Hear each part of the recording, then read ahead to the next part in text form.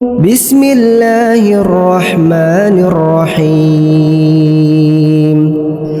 الحمد لله الذي أنزل على عبده الكتاب ولم يجعل له عوجا قيما لينذر بأسا